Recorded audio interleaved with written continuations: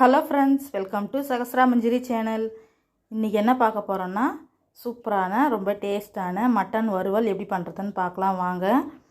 ரொம்பவே ஈஸியாக இருக்குங்க இது செய்கிறதுக்கு. வாங்க இது எப்படி பண்ணுறதுன்னு வீடியோக்குள்ளே போய் பார்த்து தெரிஞ்சுக்கலாம்.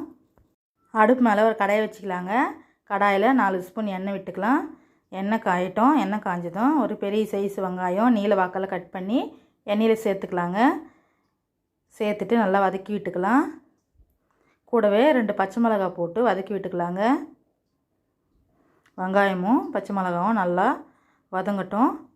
ஒரு கொத்து கருவேப்பிலை சேர்த்து வதக்கி விட்டுக்கலாங்க. வெங்காயம் இந்த அளவுக்கு வதங்கந்தோம் ஒரு ஸ்பூன் இஞ்சி பூண்டு பேஸ்ட்டு சேர்த்துக்கலாங்க. இஞ்சி பூண்டு பேஸ்ட்டு பச்சை வாசனை போகிற அளவுக்கு வதக்கி விட்டுக்கலாம். 2 மீடியம் சைஸ் தக்காளியை கட் பண்ணி சேர்த்துக்கலாங்க.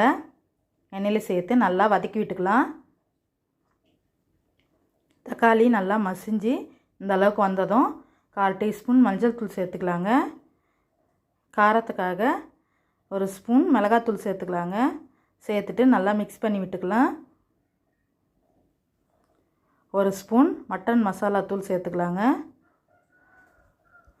சேர்த்துட்டு அதையும் நல்லா வதக்கி விட்டுக்கலாம்.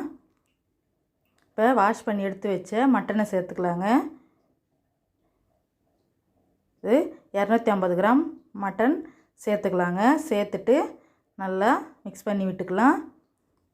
ஒரு 4-5 நிமிஷத்துக்கு சிம்மிலே நல்லா வதங்கட்டுங்க. நல்லா வதங்கந்தோம். இப்போ கறி வேகிற அளவுக்கு தண்ணி சேர்த்துக்கலாங்க.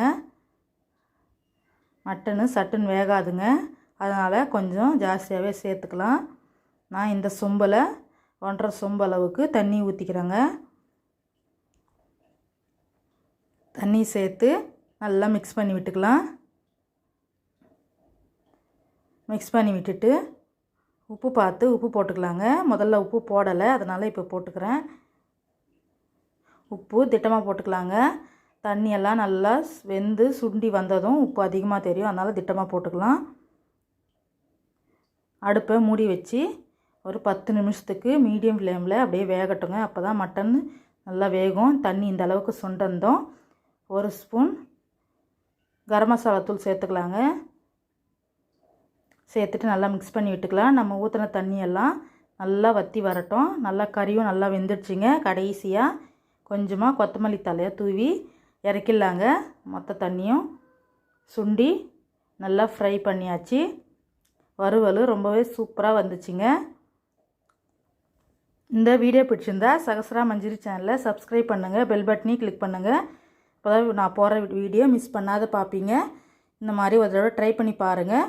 மட்டன் வறுவல் என்னோடய ஸ்டைலில் ரொம்பவே சூப்பராக ரெடி ஆயிடுச்சுங்க. வாங்க ஃப்ரெண்ட்ஸ் சாப்பிட்லாம். தேங்க்யூ ஃப்ரெண்ட்ஸ், பாய்.